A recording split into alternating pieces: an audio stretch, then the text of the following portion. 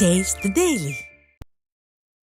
திருவள்ளூர் அடுத்த பாப்பரம்பாக்கம் கிராமத்தில் ஏரியின் உபரிநீர் கால்வாயை ரியல் எஸ்டேட் நிறுவனம் அடைத்துள்ளதால் கிராமத்திற்குள் வெள்ளம் புகும் அபாயம் உள்ளதாக பொதுமக்கள் ஆட்சியர் மற்றும் எஸ்பியிடம் புகார் அளித்துள்ளனர்.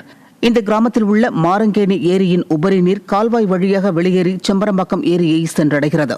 இந்த நிலையில் ரியல் எஸ்டேட் நிறுவனம் ஒன்று கால்வாயை அடைத்துள்ளதாக கிராம மக்கள் குற்றம் சாட்டியுள்ளனர். இதுகுறித்து புகார் அளித்தும் விடிய அரசின் ஏவல் துறையினர் ஒருதலை பட்சமாக நடந்து கொள்வதாகவும் அவர்கள் வேதனை தெரிவித்துள்ளனர். கால்வாய் எடுத்து தூர்வாரி விட்டோம். தூர்வாரிட்ட திருப்பி துக்குறாங்க. ஏன் துக்குறீங்க நாங்கள் போய் கேட்டதுக்கு அந்த ரியல் எஸ்டேட் கம்பெனி அவன் என்ன பண்ணுறா, ரவுடிஸில் சுற்றுப்பட்டுக்கிற ரவுடிஸில் வச்சுக்கின்னு மிரட்டுறாங்க. அது போலீஸ் ஸ்டேஷனில் நாங்கள் சொல்லலான்னு போனால் அவர் நான் சொல்கிறார், இன்ஸ்பெக்டர் பருக் சார் நான் சொல்கிறாரு, இங்கே வந்து கால்வாயே கிடையாது, நீங்கள் வந்து திருப்பி மண்ணகண்ண வாரினீங்கன்னாக்கா உங்கள் பேரெல்லாம் கேஸ் போடணும் அவர் மிரட்டுறாரு. ரவுடிஸை வச்சு மிரட்டுறாங்க, போலீஸ் வச்சு மிரட்டுறாங்க. எங்களுக்கு நாங்கள் எங்கே போகிறது? பொதுமக்களாக நாங்கள் எங்கள் ஊரில் அந்த தண்ணியெல்லாம் வந்து வெளியேறணும் அது ஊருக்குள்ளே திரும்புவோம். ராணிப்பேட்டை மாவட்டம் சோளிங்கரில் உள்ள SBI வங்கியில் 2.5 கோடி ரூபாய் முறைகேடு செய்த ஊழியர் பிடிபட்டார். அலுவலக பணிகளை கையாளும் பிரிவில் பணியாற்றிய 28 வயது நபர் குரு ராகவன் வங்கி பராமரிப்புக்காக செலவழிக்கப்படும் தனி வங்கி கணக்கில் கடந்த ஓராண்டாக 2.5 கோடி ரூபாய் அளவிற்கு முறைகேடு செய்தது கண்டுபிடிக்கப்பட்டதாக கூறப்படுகிறது. இதுகுறித்து வங்கி மேலாளர் அளித்த புகாரின் பேரில் குரு ராகவன் பிடிபட்டார். திண்டுக்கல் மாவட்டம் ஆத்தூர் பகுதியில் தொடர் மழையால் அரசு கால்நடை மருத்துவமனை முன்பு தேங்கிய மழைநீர் காரணமாக கால்நடைகளை மருத்துவமனைக்கு அழைத்து செல்லும் விவசாயிகள் அவதியடைந்தனர். ஆத்தூர் நிலக்கோட்டை உள்ளிட்ட பகுதிகளிலும் தொடர் மழை காரணமாக கால்நடைகளுக்கு பல்வேறு தொற்று நோய்கள் ஏற்பட்டு வருகிறது. இந்நிலையில் ஆத்தூர் கால்நடை அரசு மருத்துவமனை முன்பு குளம் போல் தண்ணீர் தேங்கி நிற்பதால் உடல்நலம் பாதித்த கால்நடைகளை விவசாயிகள் மருத்துவமனைக்கு அழைத்து செல்ல முடியாத நிலை ஏற்பட்டுள்ளது. விடியாத அரசின் மாவட்ட மற்றும் ஊராட்சி நிர்வாகம் கால்நடை மருத்துவமனை முன்பு தேங்கி நிற்கும் தண்ணீரை அகற்ற வேண்டும் என வலியுறுத்தியுள்ளனர். மதுரை அண்ணா நகர் பேருந்து நிலையத்தில் கழிவுநீர் சூழ்ந்து காணப்படுவதால் பயணிகள் கடும் அவதியடைந்து வருகின்றனர். தினமும் ஏராளமானோர் பயன்படுத்தும் அப்பேருந்து நிலையத்தில் மழைநீரோடு கழிவுநீரும் சேர்ந்து தேங்கி துர்நாற்றம் வீசுகிறது. மேலும் அருகே இயங்கும் மதுபான கடைகள், உடைந்து தொங்கும் மின் விளக்குகள், மது பிரியர்கள் மது அருந்துவிட்டு ஆபாசமாக பேசி சண்டையிடுவதாலும் பேருந்து நிலையமே ஒரு விதமான பீதியை ஏற்படுத்துவதாக கூறப்படுகிறது. இதனால் பல வகையிலும் அவதிப்படும் பயணிகள் இதுகுறித்து பலமுறை புகார் அளித்தும் விடிய அரசின் நிர்வாகம் கண்டு கொள்ளவில்லை என குற்றம் சாட்டப்படுகிறது.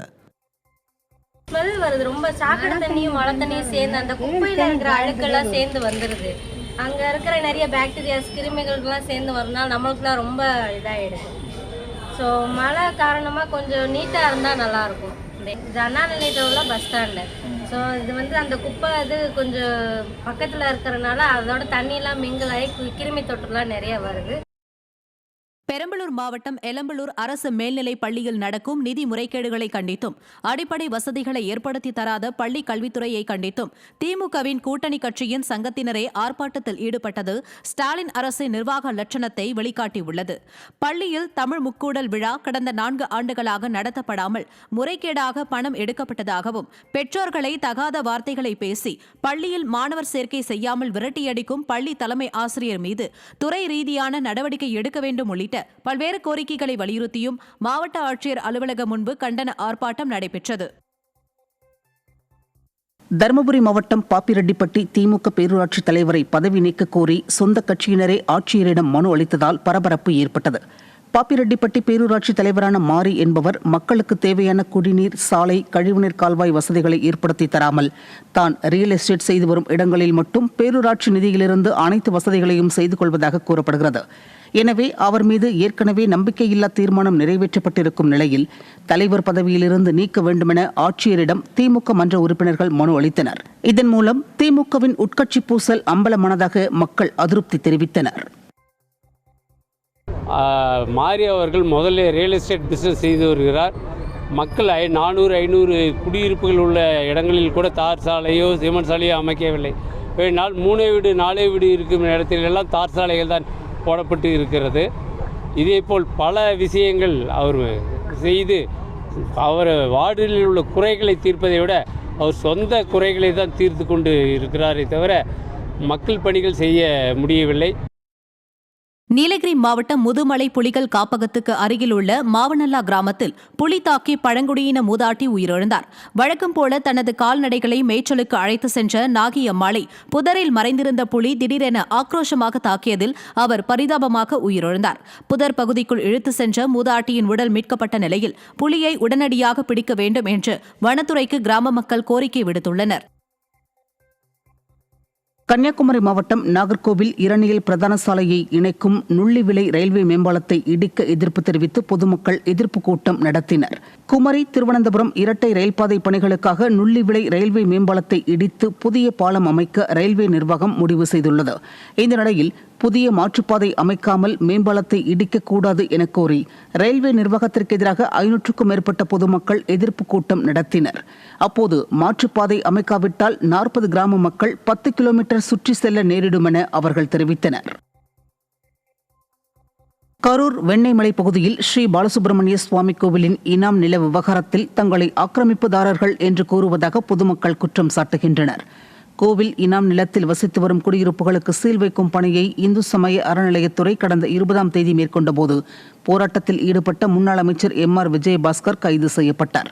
இதையடுத்து கோவிலில் 1000க்கும் மேற்பட்டோர் பொங்கல் வைத்து கூட்டு பிரார்த்தனை செய்த நிலையில் சேலத்தை சேர்ந்த ராதாகிருஷ்ணன் என்பவர் தங்களை ஆக்கிரமிப்பாளர்கள் என்று கூறி நீதிமன்றத்தில் வழக்கு தொடர்ந்து பொய்யான ஆவணங்களை வைத்தே தங்களை ஆக்கிரமிப்பாளர்களாக சித்தரிக்க முயற்சிப்பதாக குற்றம் சாட்டினர்.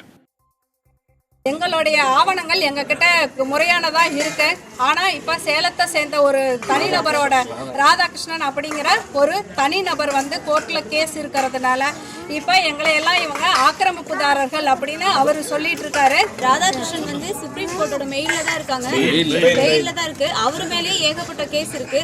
அவரு எங்க மேல நாங்க ஆக்கிரமிப்பு பண்ணிட்டதாவும் ஏதோ எங்களை குற்றவாளிகள் மாதிரியும் எங்க வீட்டையெல்லாம் சீல் வச்சு குழந்தைங்க பெண்கள் அப்படின்னு பார்க்காம எல்லாத்தையும் வெளியில தள்ளி சீல் வைக்க சொல்றாங்க.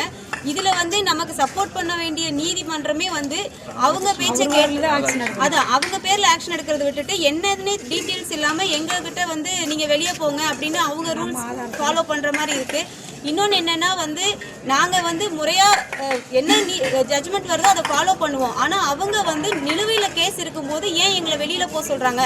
கேஸ் கம்ப்ளீட் ஆகாததுக்கு முன்னாடியே நீங்க வெளியில போங்க.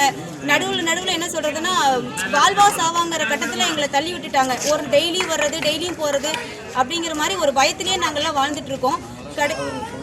நாங்க சாகரதை தவிர இந்த குழந்தை குட்டிகளை எல்லாம் கூட்டிட்டு நாங்க எங்க போக முடியும்? வெளியில டெய்லி சீல் வைக்கிறாங்க, டார்ச்சர் பண்றாங்க. நினைச்சா வராங்க, நினைச்சா போறாங்க. இன்னைக்கு கடையை வைக்கிறாங்கிறாங்க, நாளைக்கு வீட்டை வைக்கிறாங்கிறாங்க. ராமநாத